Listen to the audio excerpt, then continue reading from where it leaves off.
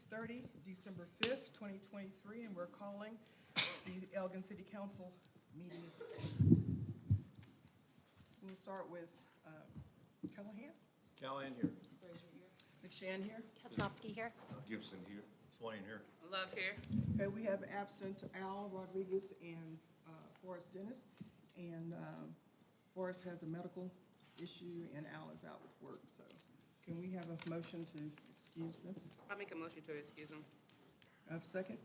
Second. Just for the record, Al said he still may be here. It'd be late, but he still may be here. All right, we'll begin with Love. Love, yes. Callahan, yes. McShann, yes? Kasnovsky, yes. Gibson, yes. Swain, yes. Okay. Councilmember Gibson, for invocation. Let us pray. We meet to serve our community, to use our resources wisely and well, to represent all members of our community fairly, to make decisions that promote the common good. We recognize our responsibility to the past and the future, and the rights and needs of both individuals and community. As trusted servants, we seek blessings on our deliberations and on our efforts here today. May we act wisely and well. Amen. Amen. Stand for the Pledge of Allegiance.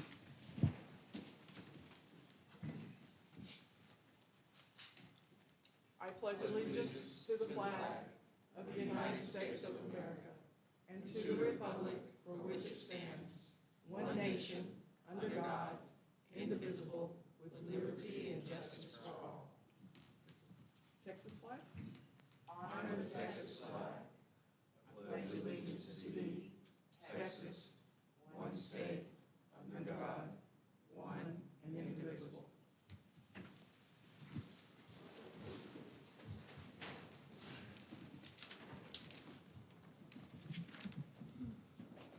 Next, we have our public comment.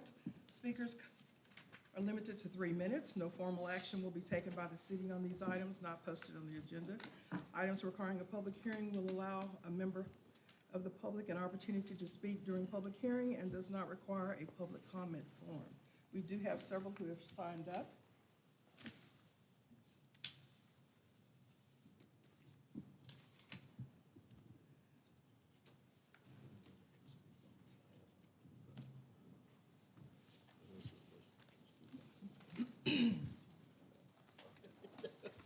Okay. All right, so I'm going to assume everybody who has signed up for the new agenda item is going to speak now, or do you want to wait for when we talk about it on the agenda? Okay. Deborah Bissett?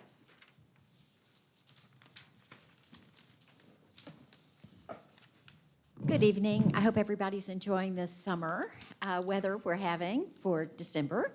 My name's Debbie Brissett. I'm retired from the Family Crisis Center, United Way for Greater Austin, Bastrop County Cares recently.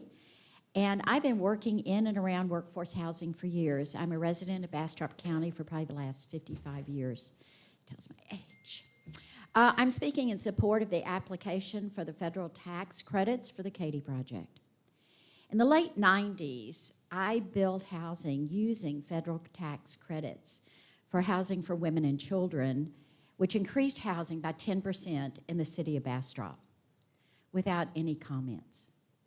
And with Bastrop County Cares, we advocated for workforce housing unit being built in the city of Bastrop over the last few years. It's been very, very successful. Workforce housing is really key. It is key to having a robust and secure employee base who strengthen our communities through their jobs in city and county services, hospitals and our clinics, schools, Head Starts, child care centers, community colleges, retail, and so much more. That is who lives in workforce housing units. They may be our children, and for some, our grandchildren, because they want to stay here. They care for our seniors. People living in these housing units also care for our seniors in our nursing homes and in-home care. They help us with our groceries. They teach our children. They keep us healthy and a part of the fabric of a vibrant and growing community. Tenants can be older adults on fixed incomes who just need safe, affordable housing. They could be young adults desiring to stay in Bastrop County and work and shop in the community they love. Federal tax credits are used by developers to build higher quality housing while keeping rents low. It's a way they can do that. Low enough, based on income, to not go above 30% of a family's income, and to offer services to residents to ensure that they are successful. The funds from TDHCA, the same funds I accessed for building housing for women and children, are funds set aside to encourage builders to build a variety of housing for income brackets that may struggle to make ends meet in this economy.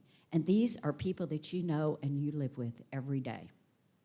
The Katie Project is this. It is for our neighbors and our kids.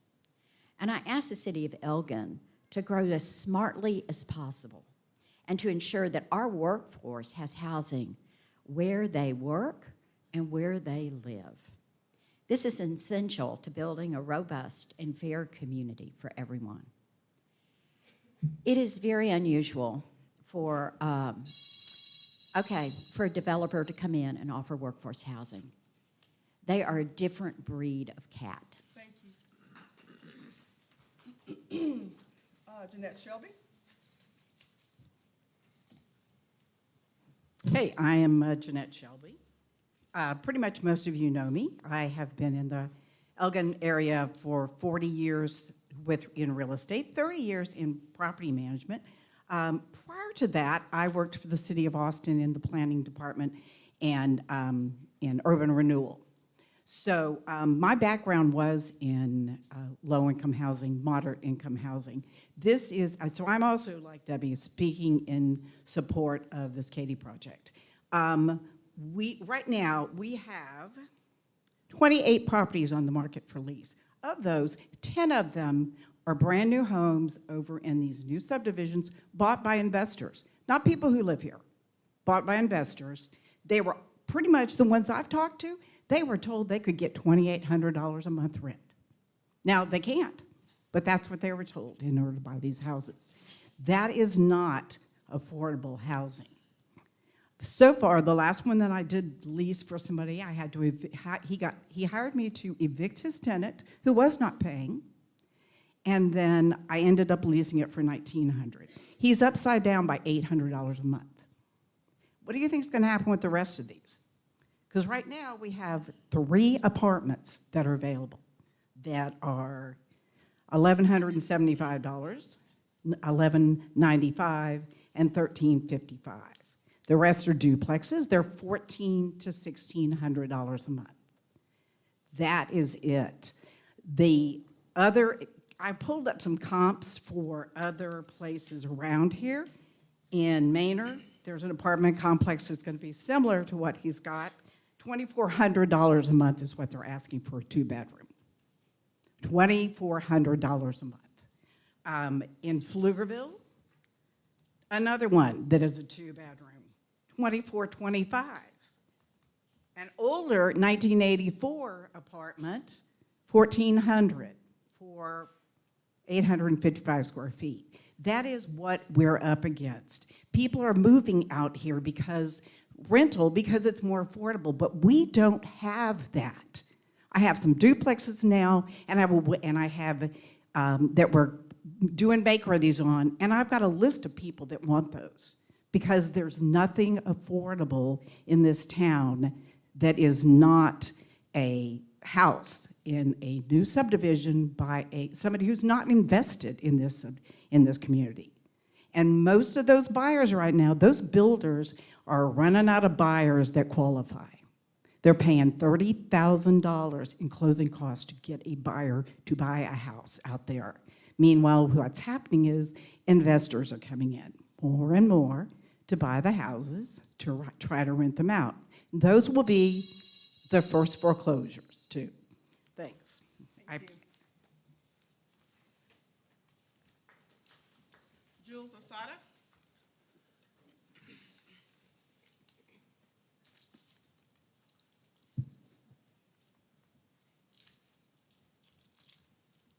Good evening. So my name is Jules Asada, and I have lived for 10 years in the same place in the 4th Ward. And I'm going to speak really fast now. So I'm here to support the same Katie project, and the vote would be to allow them to apply for tax credits. That would be this first step. That would be a yes vote for no objection. And I'm aware that this measure lost last time because I was here. And the arguments against it included not being able to control the development, that there's flooding in the area, and that the 4 houses across the street from the apartments would not appreciate having their view altered.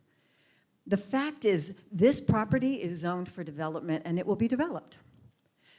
And now, when President Reagan started those tax credits, the purpose was to get more housing available in our country, and particularly an increase in quality housing. And so, therefore, they built in mandates for quality, that there be amenities, that there be monitored development and management of these facilities. So if there's going to be development anyway, why would we not choose the development that's going to be monitored for quality? You know, developers are out to make money. So these developers make their money through the tax credits and then pass on that savings by having a rent-controlled facility. Other developers make their money by building cheap and making their money off of rent, or they sell it. But it's not quality controlled. So I think we have better control with the mandates from the tax credit approach than leaving it open. And I understand that flooding is being addressed through a grant. And I want to thank Forrest Dennis because he spoke to me about my concerns. And he was responsive, and I also sent him wishes for his recovery. But I also know the developer has also worked to address the concern. So Forrest, in our conversation, mentioned a need for retail space, and that maybe that would be a good space for retail development. But we have space in our downtown, and we want a strong downtown. And I think our downtown businesses and owners down there need our support versus more broad spread competition.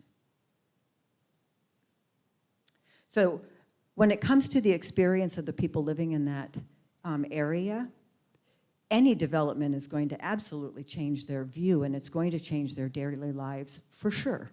That's just going to happen when any development comes in. If it's retail, the traffic patterns aren't going to be what happens with housing. People leave in the morning, they come back in the afternoon. It's going to be traffic all day, and depending on what those businesses are, far into the night. And if they're restaurants or bars, then perhaps what people end up with is drunk folks in their yards at night. This is our opportunity to make wise decisions. We need housing. Let's build solid, quality housing. Thank you.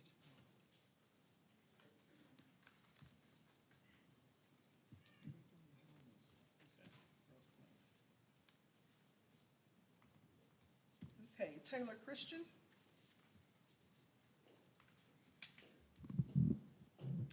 Good evening, Mayor and Council. My name is Taylor Christian. I think a lot of you probably associate me as the weed girl.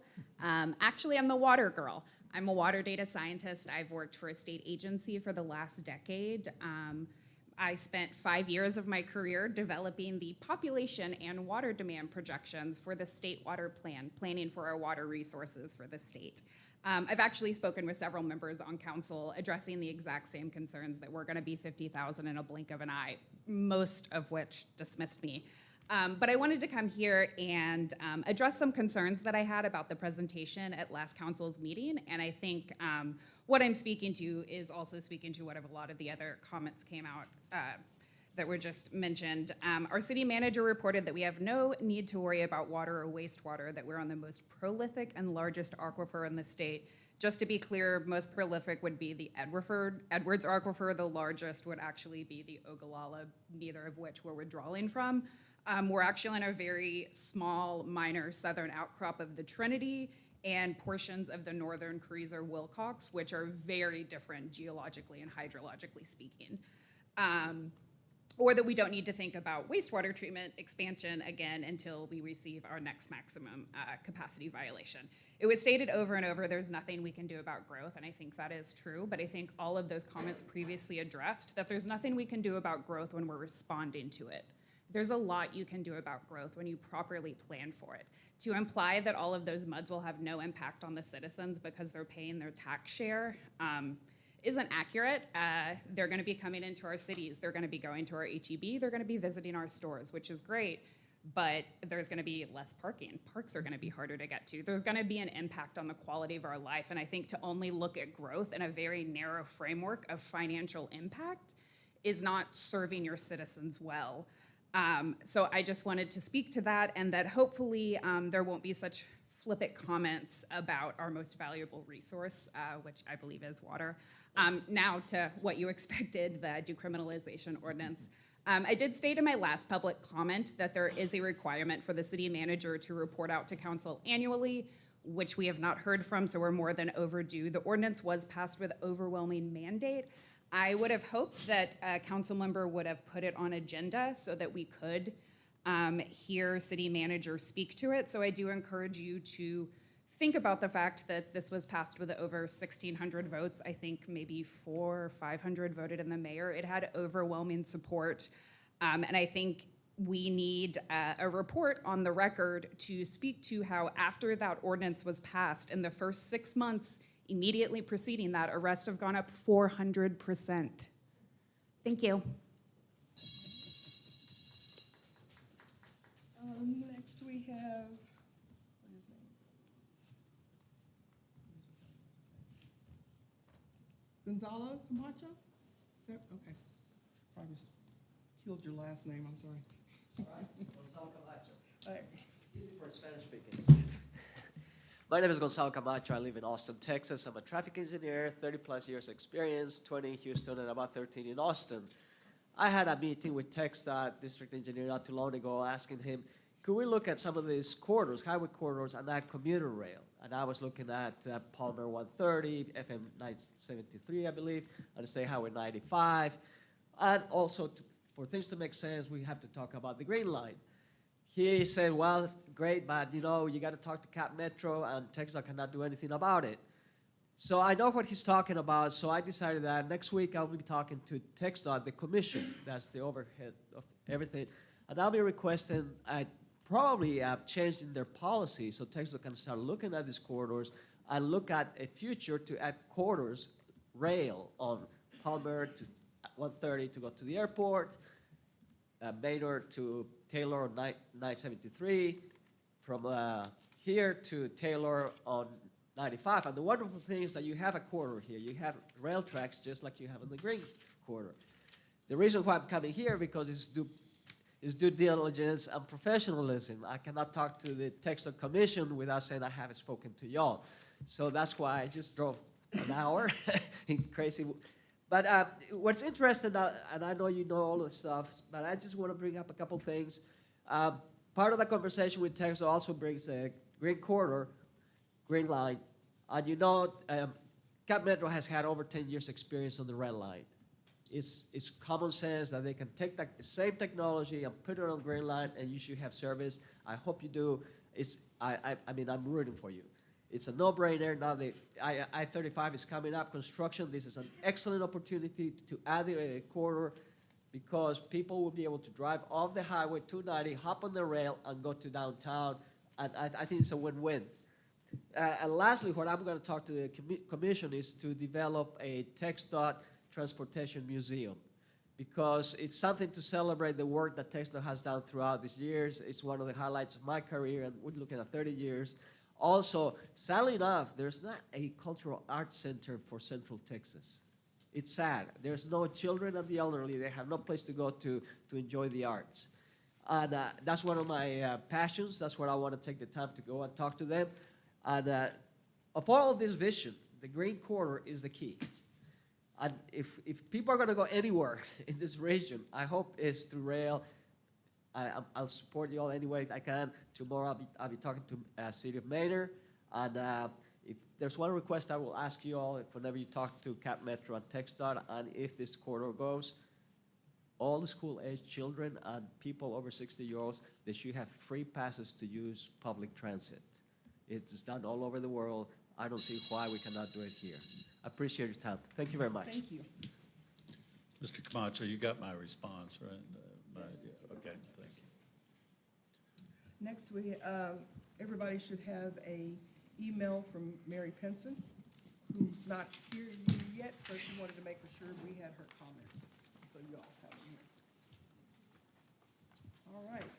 Next, we'll have manager's report. Thank you, Mayor. We, again, in the packets this time were your quarterly reports from Board of Adjustments, the Building Standards Commission, and the Public Safety Advisory Committee. And if anybody has any questions on that or to have any follow-up information they'd like to request, we'll get that to you. Just in our, first in our general activity report update, Chief Noble is going to speak for a minute here. He's here tonight with Charlotte Thomas from the Juneteenth organization to fill counsel in a little bit on our Shop with the Cop program we're fixing to start.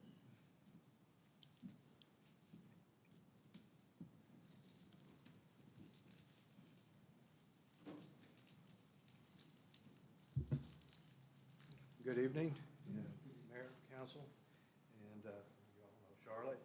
And this year we have partnered with the Juneteenth organization to sponsor, we will be sponsoring 50 children in the Shop with the Cop program. And whereas the Juneteenth organization has traditionally funded that out of their own, however, this year we are contributing $5,000 to the organization, and the Juneteenth organization will be sponsoring 10. So next on the 16th at 9 o'clock and 11 o'clock at Walmart, we're going to be doing 30 children each. And Charlotte can talk about the age groups and all that, if you would, a little background information. Hello, council. I didn't know I was speaking today. But the age group is from 5 to 10, as long as they are a student enrolled in Elgin ISD. The other requirement is we're limiting the number per family, but the purpose for the program is to build a relationship between our law enforcement and the children. So we bought this about 8 years ago, and it's been real successful. But again, I'm trying to think of, I think that's the only two major requirements is between the ages of 5 and 10, and they have to be enrolled in Elgin ISD. And the impetus for this is over the last several years, the Blue Santa program, we've kind of become more disconnected with the children in the community that we serve. And to the point last year, and we're taking too many people away from their primary responsibilities to wrap gifts. And we even engaged the Juneteenth organization last year to partner to handle the wrapping of the gifts, in which it was frankly even too large for them to get that many volunteers together.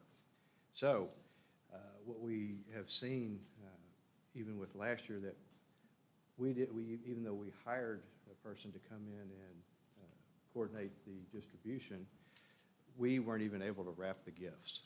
We put them in a box and had the folks come pick it up. And so it's kind of, what's the point?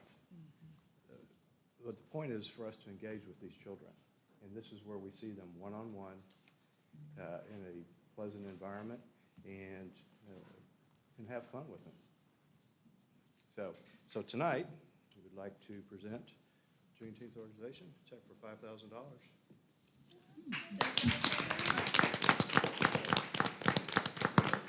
And we want to thank you. Our children will thank you. We'll see y'all in Walmart. Just get out of their way because they'll be ready. Okay.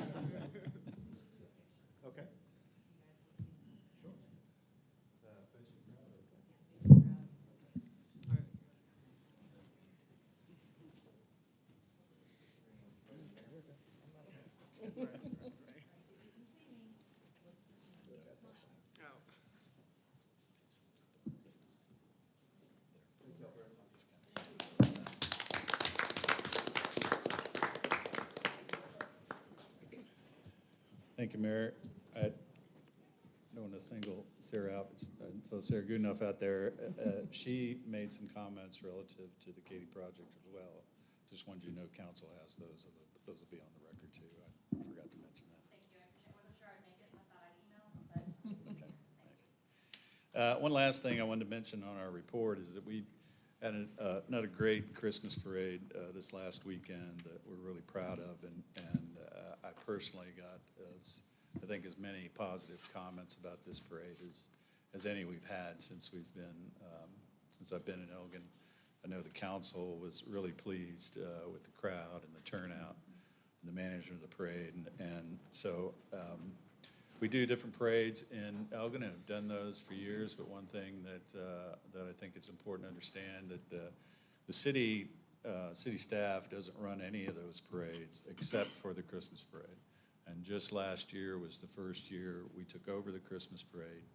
And so I just want to say, I don't think it's a coincidence that these have turned out to be great parades, and my team is now in place to manage those and organize them. I don't know if you've ever tried to organize a parade before. I ever did it. I thought it was pretty simple, get a bunch of people, line them up, walk down the street, that's all it takes. But it takes a huge effort of management, administration, promotion. You have to work on it months preceding that. And Amy Miller, certainly, and her team led that effort, but like everything my team does here, we work together. Mike Gonzalez, the Director of Public Works, and Chief Noble and the EPD really supported that as well. So I just think they're worth a special mention because we've had a great parade, and the one thing we all know is every parade now has to get better and bigger. So the pressure's on Amy to come across that next year. But it's just a great job by our team.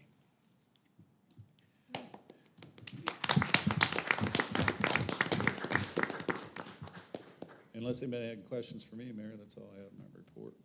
Okay, moving on to our consent agenda. We have our minutes, city council meeting minutes, resolution of the city, Elgin, Texas, approving a signage agreement with Brightline Homes, resolution of the city authorizing the city manager to approve professional service fees with Baird Williams, who's working on our Elgin Police Station, and a resolution for the city authorizing the city manager to execute change order number 6, County Line Road, widening that road, the widening project on that. And the resolution of the city of Elgin, Texas, reallocating funds for the Pistol Hill Water Booster Station Improvements Project. Any questions on any of those that we need to pull or talk about? I'll obtain a motion to have it approved. Madam Mayor, I make a motion to approve all on the consent agenda. Okay, I have a second. I'll second. All right, we'll begin with Mayor Pro Tem Frazier. Frazier, yes. McShane, yes. Kaznowski, yes. Gibson, yes. Swain, yes. Love, yes. Callahan, yes. Okay, next we have new business. So the first one is a resolution of no objection of the city of Elgin, Texas to an application to the TDHCA for tax credits for the Katy project, a proposed tax exempt bond multifamily residential development located on West 2nd Street, and making certain findings relative thereto. Just before I turn this over to Councilmember Kaznowski, I want to make a statement that there is no one on this council that does not know that we need low-income housing or affordable housing. That's a given. How we do it is what the concern is. And I think that from the last time that we talked about it, that we came out with people thinking we didn't want that. Doesn't have anything with that part. It was how it was being done, what we needed to do, and how we needed to do it. And so without having certain guarantees, I understand about when you get that kind of money, you're supposed to be watched. I've worked for the state, and I know how well it gets watched. So I can't always say that's going to happen, because it doesn't. It does not happen all the time. It would be good if it did, but it doesn't. That's one reason why HHSC has some issues now. But irregardless to that part, we know development's going to happen. How we plan it, who we decide to do it is a different story. And I think that's where we were all coming from, having concerns, more concerns about what we can be assured that we're gonna get, whether this was someone who he obviously said he had never done this before. That made me uneasy. If you've never done something before and this is your first project, sometimes that's not a good thing. You were honest, and I'm glad you were honest about that, but there were certain questions that we didn't get answered the way we wanted to get them answered, and so hopefully we can hash some of that out tonight, but we need to make for sure that we're all comfortable with saying that we don't have any problems with it. We know you need the tax credits, we know that part, that's not the issue. We know that is, but we just need to have some assurances of what we're getting, how we're getting it, and making for sure that you're comfortable and we're comfortable with that. Okay? Take it over. Tom, are you saying anything? I'll wait for you to ask me a All right. question. I'll be glad to. So yeah, I brought this agenda item back because, as most of y'all know, we generally tend to take votes and, you know, we don't often have split votes. And I think this one was in particular very peculiar. And I think there was a lot of confusion about what we were voting on. And based on feedback that I received from community members after that vote saying, what happened? It made me really feel like we need to revisit this and understand what are we being asked to do. And I think, you know, if you look at the resolution, what we're being asked to do is say, do we object or do we not object to tax credits? We're not being asked to do anything else. So the question on the table is, does City Council object to the developer applying for tax credits? That's the simple answer. Now, I think Mayor, you referenced the previous meeting. I think in response to some of the questions that were asked or things that were maybe not clear, the developer has put together a presentation that he will go over in terms of, again, what he heard from some of that. I also know that there is an MOU put into the agreement that basically says all of these amenities would be included in this development, and if they are not, they don't get a CO, right?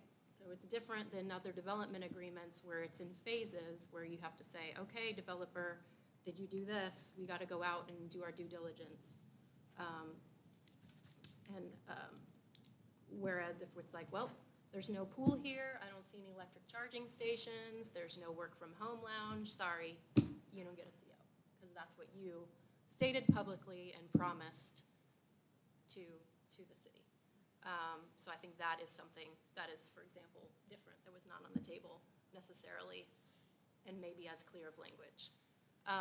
So I think with that, I'm happy if people want to ask questions, but I would have the developer come up here and run through, I think, a lot of these maybe concerns or questions. Yeah. Hello, Council. Thank you for having me back. I have a double preface before I get started here. One is just why I'm here and why I'm doing this. This is my second real estate development company that I've started. The first one we started from 2 people, and that company was built on the success in high-end, really high-quality market rate projects. We had a lot of success. We learned a lot. I developed, I think, a good ability to solve problems, be a relentless problem solver, work extremely hard. I think that some of you have gotten a taste for that over the last several months. But where our work was deficient was it just didn't really seem like we were solving any big problems.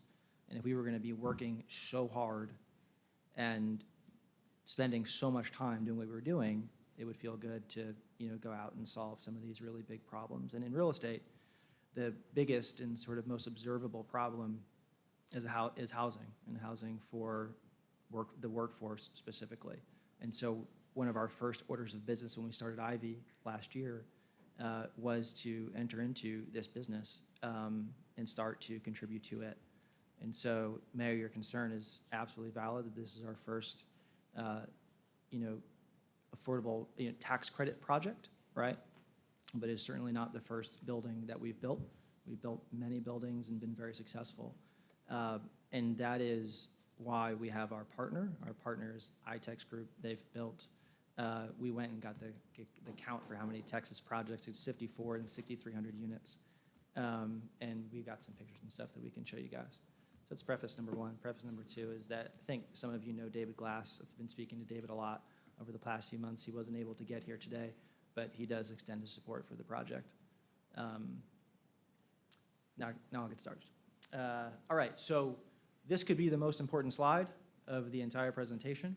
It is, what is a RONO? So the resolution of no objection, you're going to allow me to read it here, allows local jurisdictions to oversee the placement of income-restricted workforce housing in their communities. The vote today is whether each of the council members objects to our application for tax credits. We are not requesting a rezoning. A market rate multifamily property of the same size and style can be built here without input from the city. We're also not asking for money, just to make that clear. You go back to the previous slide if you would.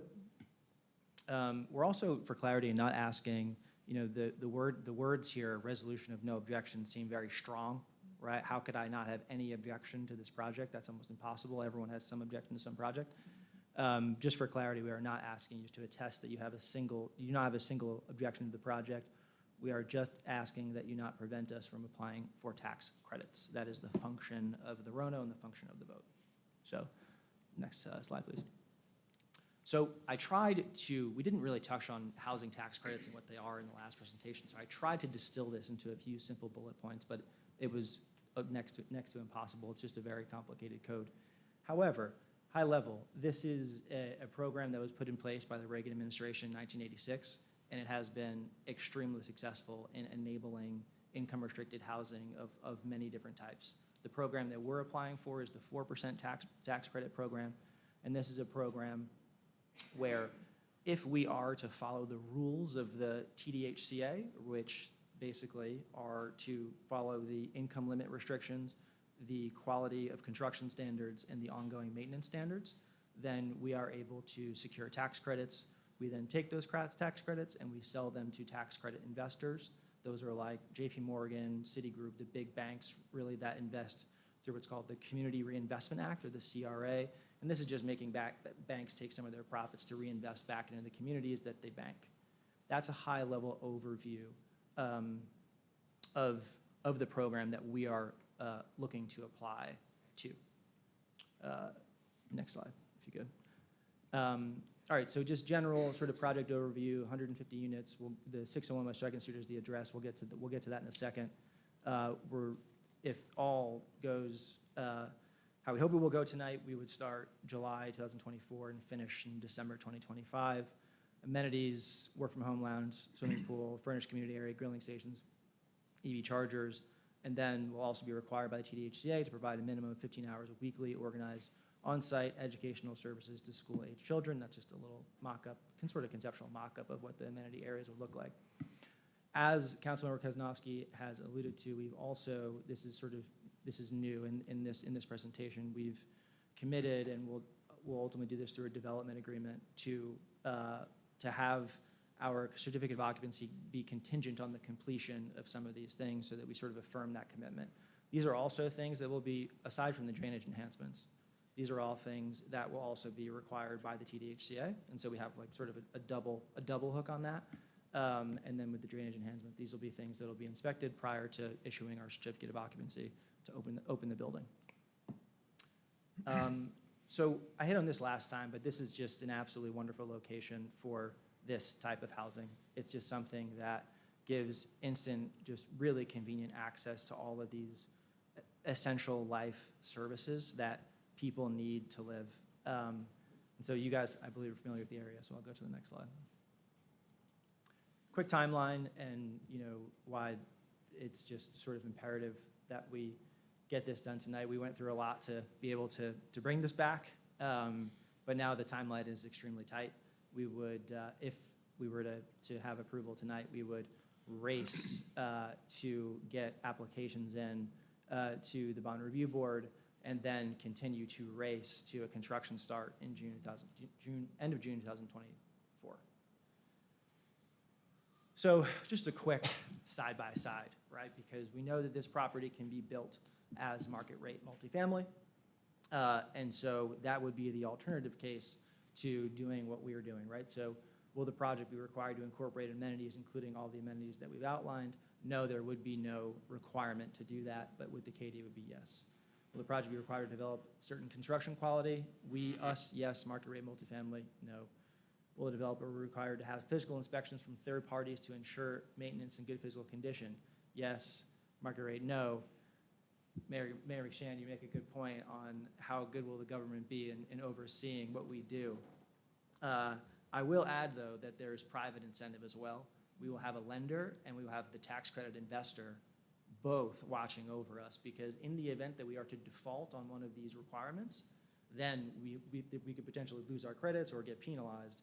And those partners, those private partners, which are, those are, now we're getting back into the names, JP Morgan Chase, Wells Fargo, Citibank, these guys, they have third-party consultants that they pay, and they have in-house teams that monitor this stuff. So we'll have lender, partner, and government all making sure that we're doing what we're supposed to be doing.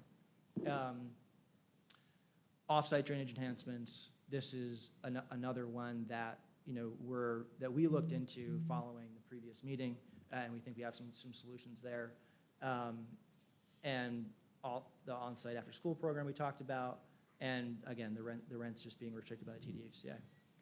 So a little bit of a deep dive here on rent, supply, and demand to put affordability in perspective, right? So rents are calculated as approximately 30% of income for an individual or family earning 60% of the Austin area median income. So natural question there as well, that's Austin, what about Elgin? And so we did the math there. We used the 78621 zip code that had median income of approximately 83,500, right, versus the 90,000 of Austin. So accordingly, right, if you guys are following the math, let me know if I need to slow down. 60% of the Austin AMI would equate to about 65% of the AMI for that zip code. So we, as part of our application, we had to do a market study that's this big, right, that incorporates every single data point possibly known. And we have a chart here that shows market rents that they found versus what we're projecting to be our rent. And you'll see discounts there ranging between 14% and 33% or so. The study also found that there was over 3,000 people within the geographic boundaries of the Elgin ISD that would qualify. And we'll put in the next slide, we'll put in perspective how this could all work. So if we could go to the next slide there. So that is really small text. It is really small text, but I think you guys can recall from the last presentation that we had a list of jobs and those incomes showing that they would apply. What we did to put it further in perspective was create combinations, right? So you have, of course, the single individual who makes a certain amount of money and will rent a unit. But then there's also these different combinations of, you could see in the second chart there, we have one classroom teacher, 7 years at Elgin ISD, and a child. That's a two-person household, right? So they would qualify for a two-bedroom apartment so long as their income was inside of $56,100, which per the website, we have that salary at $55,865. My eyes are not excellent. That's right. Okay. And then same thing, three-person household, our example, and we were just picking random jobs here, but you could have two salaries at $31,000 and $29,000, which is still inside the income requirement of 63,000. And I'm sorry, and that family would have a child as well, right? So there's these different additions and combinations that you can put together, whereas these families would qualify per the income requirements. So just a little bit further perspective on the incomes and the affordability. All right, so the vote. This is the official Elgin hammer that we got off of the website here. So I want to recap the vote by saying, we're not asking for your support of the project. We're not asking for you to support multifamily housing, right? We're asking that you not object to our application for tax credits, right? And so it's really only the affordability component of this project that is in question and is being voted on. So since resolution of no objection is the most complicated thing ever, and it's a double negative and really complicated, a yes vote would mean an objection to the developer applying to the TDHCA for tax credits. A vote no would be an objection to the developer applying to TDHCA for tax credits. I tried to talk quickly because I know I was trying to keep inside 5 minutes. Okay. I don't have any questions. Thank you.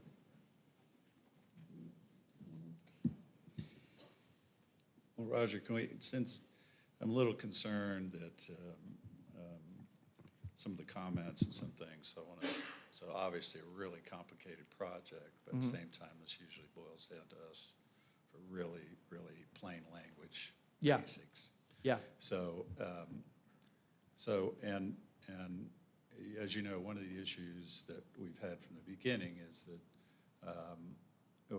staff thought it was best we do a development agreement or talk about PDD zoning, where there would be binding commitments on your part as a developer to the city. Mm-hmm. One, I just want to make sure, based on our conversation last week, again, so folks, just the business end of it, you're not really prepared, you're not in a position tonight to promise, to guarantee, those are two words I never use, promise or guarantee, but that this will be built, right? You still have a process to go through. We have to go through a process. We can't, in order to promise that it would be built, I would have to have 100% of my own capital, right, to do it, and I'd have to put it in a trust account, and probably still more things. I'm just trying to get back Yeah. to the point of Yeah. everybody understanding this vote tonight still doesn't guarantee that it'll be built. Correct. Right. Correct. Yeah. And timing and all that, you've given us the best guess. Yes. Well, what so that is. the timing though, it does follow what is a very strict schedule from the TDHCA, right? So that 180-day clock that I referenced in the timeline is a real clock. On day 181, we're like, we need to go back to the drawing board. We need to start over. All right. Yeah. And you mentioned in here a development agreement. I guess I wasn't clear on that. We talked about before. You're saying that, we talked about this before, it won't work to make the vote conditioned upon a development agreement? So. To make the resolution conditioned upon a development agreement? Correct. I mean, correct. you don't think it'll work? Yeah, correct. For T's? Correct. For the states? Correct. So what we were able to do was the letter of commitment that Right. stated at a minimum, right, that those are the things that we could definitely do. So it's more just for the general knowledge, is when the city does development agreements, when the city does planned development district zoning, there's a specific binding commitment to the city that comes with those agreements. So, but this scenario we're at now, you're saying that the state will monitor that. You're making commitments to the state, but just so everybody understands, an MOU is not typically binding on either party. Correct. That's So correct. it's the framework of the deal. It's a project that the staff has reviewed with you generally. We don't know of any obvious problems with it, but I just want that part to be clear to everybody. Council's vote tonight doesn't necessarily promise the project will be built, and it doesn't come with a binding commitment to the city, contractual commitment to the city, right? Correct. But what you're saying is the state will basically make you build what you're saying you're going to With the build. exception of the drainage enhancements. those are things that we what are we talked about. committing to do. Those would So- not be required by the TDHCA. So what, again, so what you're envisioning is, get this vote tonight, then we'll immediately go to work on a development agreement. That's That'll come correct. back to council, kind of after the fact, but would come back to the council and presumably address all those issues. Yes. And just for clarification, August, I believe, is when you said you had to have it, and then you didn't get it. And then I heard, well, no, it's dropped dead November, and it didn't happen, so here we are in December. Yeah, I've been hard at work. I've been hard at work. I mean, it's that relentless problem solving. It's been a lot of work with lawyers, been a lot of work with our consultants. You know, I got a call from Tom at one point saying, we don't usually get a split vote. This might be something worth bringing back. Would that be possible? And at the time, I said, the answer, I believe, is no, but you know, let me just take a deep breath and give it my best shot and see if we can bring it back. And this is the path to bring it back. Tom, so thank you for sending the drainage enhancement information. And I did, Mrs. Sada, call you. I'm sorry I worked during the day. You should have a voicemail on your phone. I called you as soon as I got home from work. Will that, all of that would still have to go through city, and all of that would have to be approved, correct? And I know this doesn't have anything to do with the tax credits, but since you sent that to me, I'm just asking. Yeah, any project would have to go through the standard review process to make sure that it complies with all the applicable rules and requirements. And obviously, that would include utilities, and developer has to put together a compliant plan that would address their needs on the property. But as I said before, typically, that's where development agreements come in, and in most cases, we're able to do together a bigger, better project. But in this case, I think that's important. I just want to make sure everybody's clear that that technically they'll only be required, from the city standpoint, they'll only be required to meet the basic zoning requirements for the project. Yeah, Agreed? that's right. So if I could, so it would be all of the, if in the PDF that I sent you, all of the on-site stuff that we did with the underground pond and all of the sort of compilation engineering on-site would be required by code. And then the enhancements downstream are things that we would do per the development agreement that would not be required by code, but we've agreed to do, committed to do. All right, be careful. I'm sorry, yeah. We've talked about it. Yeah. And as long as you just sign the check, I'm sure we Yeah. can work it all out. Yeah. But I just want to make sure everybody understands, it's Yeah. not the same as.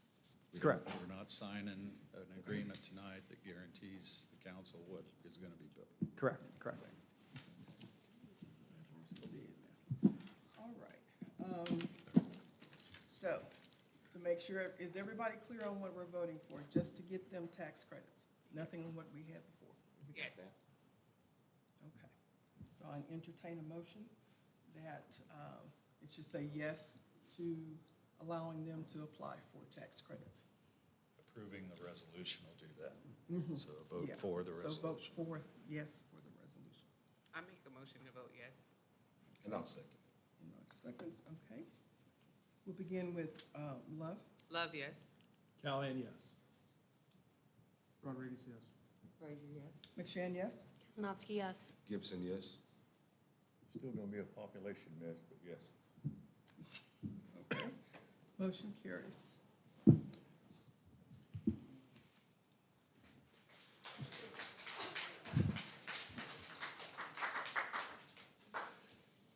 I appreciate the vote. Roger had about 20 more slides he was going to go through, so Yeah. we didn't have to do that. And hopefully it's been a learning experience for us and hopefully for you so that next time around, yeah. Okay. All right, next thing is discussion for possible direction staff regarding distribution of community nonprofit support funding that we do every year. So every year, Mayor, as you know, the council sets aside, this year's budget was $50,000. We've upped that the last couple of years, where the city receives applications and makes various contributions to nonprofit groups in the community. And so the council put together an ad hoc group of council members to go through those applications. And this is the distribution of funds. This is money. It's already set aside in the budget. It's just a matter of how council wanted to cut up the pie. And so these are, this is what the committee's recommendation is. It's slightly over the 50K, but we can handle that overage. And as you can see, I think this may be the largest number of nonprofit groups that we've spread this money out in the community for the various groups. And so you see the list there. All of them made application. We had almost requests for almost 375,000. Of course, about 260,000 that came from 2 different groups. So for the most part, I think we were able to make reasonable donations to a number of groups in town. I just wanted to show quickly, this is, the city has a really good history of supporting nonprofit groups in the community. And obviously, as we've grown and the city's grown, our ability to contribute more has increased each year. But we have a good history of supporting groups, and the council's focus has been on groups that serve Elgin citizens and Elgin residents. So in the last 9 years, the city's contributed almost $325,000 on behalf of taxpayers throughout the community to support these various groups.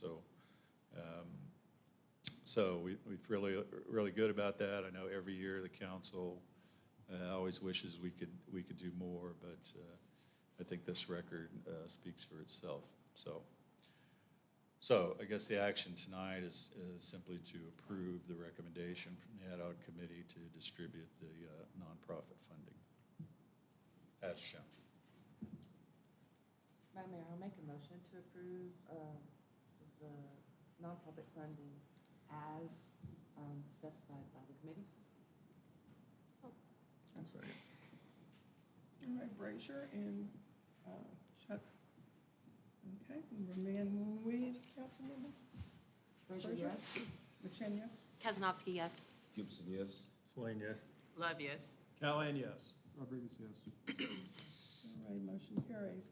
The next one is allowing the city to enter into a property exchange agreement to accept conveyance from Tejeda Santiana, sorry about that, of a .244 acre tract of real property in the city of Elgin.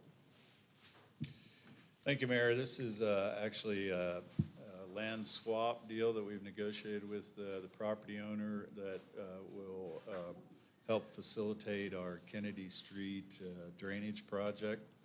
If you all are familiar with this picture, you know, over by the corner of Brenham and Kennedy, there's a drainage ditch that comes through there and curves around this property on the corner as shown, and goes into our improved structure on the other side of Brenham Street. This is the main drainage ditch that goes throughout most of the town, and frankly, and it goes right by will go right by the Katy project, actually, we talked about earlier. The city is presently working on a major grant we've received to improve the drainage all along Kennedy Street, and this project will be part of it. But as most of you know, that drainage ditch, while it serves most of the town and runs through the middle of town, all of it's on private property. The city currently doesn't really own any right-of-way, any of that drainage ditch, which obviously creates maintenance problems for us and always has for some time. So this is the tax map. The property owner, Santana's who owned the property that's colored here, 14874, have a uniquely shaped piece of property that comes down with some frontage onto Brenham, but that frontage is literally where the bridge and where the ditch is. And so this tract has no access, which makes the property unbuildable right now. The circle there kind of shows where the ditch cuts through there. And the ditch is, as it is today, is all on the Santana property, but obviously it's not in a public right-of-way. The city happens to own these two lots here that I've circled, 14865 and then 862. I don't know if we ever figured out how we ended up with those, tax or something. Is that it, tax seizure? So what we're proposing tonight is basically a swap. We'll convey those properties over to the Santanas. They'll in turn convey this property as shown on the right here, which basically will serve as a right-of-way to put that ditch into public property. And then by conveying this property over to the Santanas, that makes their property buildable and gives them access onto a city street. So it's just a straight-up swap between us. Obviously, we would have to acquire this property anyway to do the project on Kennedy Street. We don't have any particular use for that land. We feel it's a fair deal, and the Santanas have been very cooperative and helped us move forward quickly on this. This is a deal that's been reviewed and approved by city engineer and the city attorney. Any questions? I'm just curious, who initiated this? The city or did the landowner? No, well, the city did. I mean, we knew we'd have to. I think, again, as we go forward, and that's where there's kind of somewhat of a connection to the Katy project we were talking about. Staff certainly believes that as development occurs, as projects occur, the city needs to acquire all this property and put that drainage ditch into a city right-of-way or city property so that we can maintain it, and so the drainage will be improved there. This basically, when it gets across Brenham, that structure is new. It goes under 290. And so we're really kind of starting at the bottom, building backwards. Mm-hmm. And so it's really, it's really important for drainage in that area. We can do a big project on Kennedy Street, but if we can't get out with that water, it won't help. So this is crucial to that. So we knew we needed this, but we've talked to the Santanas before. They've actually had to maintain this ditch, and they've recognized for some time that they've got a piece of land there they could build on, but without any access to a city street, it's not buildable. So it actually really helps both of us, but it's something the city would need to have anyway, and frankly, we're going to continue to do that as we work back. Yeah, no, I think it makes sense. Was just more out of curiosity. It was brought up through their ward meeting. Yeah, I was gonna say that, it was brought up in the board meeting multiple times, so they are happy to Yeah, have no, I this mean, done. it seems like a win-win. Yeah. I think it really is, and like I said, for us, frankly, a big part of it is people are willing to move quickly and not spend a lot of time negotiating and hiring lawyers and things like that. And so it's, as you saw in the packet, we did the appraisals, and so it's clearly legal and appropriate. But I just want to say that the property owner being cooperative and working with us made this a lot easier. Okay, you entertain a motion?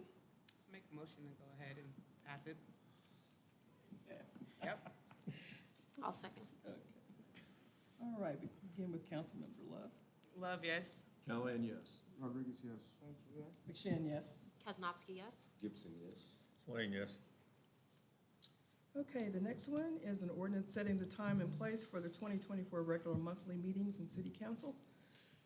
This is a charter requirement that we pass by ordinance and set our schedule for the regular meeting, which will obviously continue to, we plan throughout the year to have the 2 meetings a month, but under the charter definition, we're only required to stipulate 1 regular meeting. So this is a schedule that just documents our usual schedule, the first Tuesday of the month. With a couple exceptions, we're recommending that the January meeting, which would fall on January 2nd, be moved to January 9th. I feel like on January 2nd, I'll still be recovering from the Longhorns' victory on January 1st. Yeah, they're out. And then, as we've done the last couple of years, October, we push it back a week because typically it conflicts with National Night Out and the TML Annual Conference. And then also the last couple of years, we've pushed the meeting in November to the second Tuesday to avoid conflicts with Election Day. So that's the recommendation. Do I have a motion? So moved. All right. And with Mayor Pro Tem Brazier? Frazier, yes? McShane, yes? Kaznowski, yes. Gibson, yes. Swain, yes. Love, yes. Callahan, yes. Rodriguez, yes. Next is a resolution of the City of Elgin, Texas, authorizing an agreement with Braun Homes.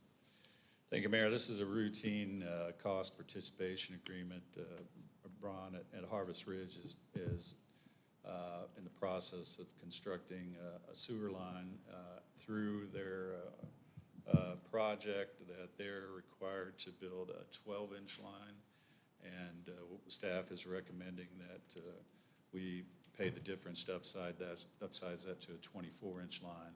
So it'll put us in a better position to serve development as it moves forward. This is a routine thing we've done plenty of times, just to be clear. But we don't pay for half the project. We pay for only the amount of the cost of the difference in the pipe. Developer has to dig the same hole, put the line in the same place. We only pay the material difference between the cost of a 24-inch pipe to from a 12-inch pipe to a 24. So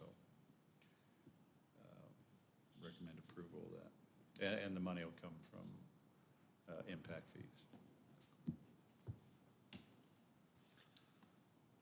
Okay, Chuck? Yeah. I have a second? Give it to Joy. Okay, we'll begin with Swain. Swain, yes. Love, yes. Callahan, yes. Rodriguez, yes. Frazier, yes? McShane, yes. Kaznowski, yes. Gibson, yes. All right, the last one. Resolution of the City of Elgin casting its votes for the Travis Central Appraisal District Board of Directors. Thank you, Mayor. I hope the council had a chance to review the email I sent you yesterday about this, or I guess maybe, yeah, it was yesterday. We kind of got some clarity on a situation that how Travis County selects their, how our vote works for the Travis Central Appraisal District is different from how it works with Bastrop County. We just have the one vote, but so do all the other entities in what they call the Eastern Region. We do, so that makes the one vote we have a little more important than what we thought it was. The names of the three people that are on the ballot are at the bottom, and I shared that with you previously.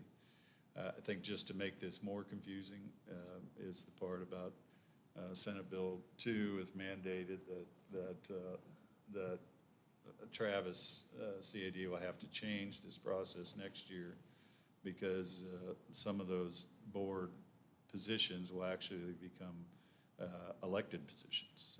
That the people will elect those board positions directly starting next year. So, but this year we still have just the one vote to cast, and those three folks are on the ballot.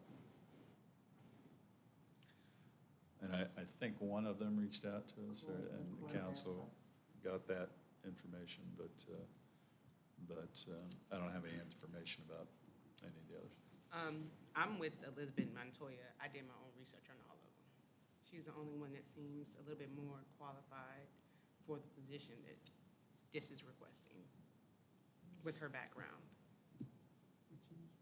She is a public certified accountant. She has industry experience in tax, budget, development, accounting, finances, and we need that with the tax advisor board. The other ones do not really have that. One is a former Round Rock ISD school board trustee, and I looked up on that one too. And then the other one is from Maynor. She is on city council, mayor pro tem, but outside of that, there's no real qualifications regarding this.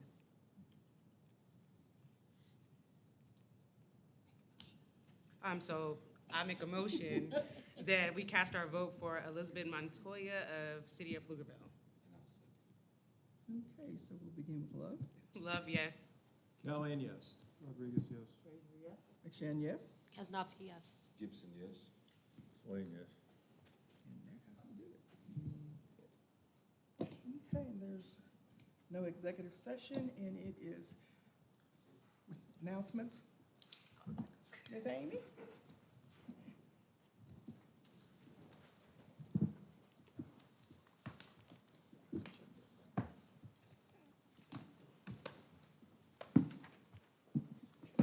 Hello, everybody. Thanks, Tom, for the shout out on the parade. It was a really magnificent parade. And in addition to all our awesome staff, we had a really great volunteer team helping us too. Always takes a lot of people to get this kind of stuff done. So big thanks to everybody who was on deck. You've got more fun and amazing things coming up this month, so you have some flyers at your table. There are Santa sightings throughout the month, so if you missed Santa this past Saturday, he's hanging out in Elgin all month long. Lots of opportunities to see Santa. The Home for the Holidays series events continues throughout the month. The new thing this year is an event called Elf on the Shelf, and that will happen on December 16th. All of this is, well, it actually is going to happen the 14th through the 17th. You'll have elves hidden all over the downtown district that you can go find, and then fun and exciting things will happen. But the library is doing tremendous events all throughout the month, and the rec center is hosting a very special cookies and Santa on Saturday the 9th. And again, we hope you'll subscribe to the e-newsletter, follow us on socials, check out the website. The city is putting on a lot of really great stuff for the whole community for all ages, and we want you to come have a good time. Amy, can you, I noticed on Facebook the new equipment at Morris has been delivered. How is that going? It is still shrink wrapped. It looks like you should add water and there will be a playground. It doesn't look like 200 grand sitting there. But the work is in process. They're still working on the finalizing the site for installation. But I believe that the kids of Elgin, Texas are going to have a new playground for Christmas.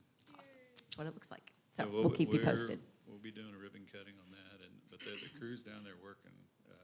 They've started, so Yep. we got the We're there delivery today. last week, and so we're excited about it. Yeah, go by, feed the ducks, check out the progress. Well, I showed Kaylin the picture of Thomas, and he keeps getting upset because he wants to go to the new park.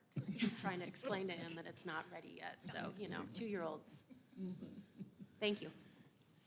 One last thing real quick, if you haven't already, make sure you RSVP about the Christmas party.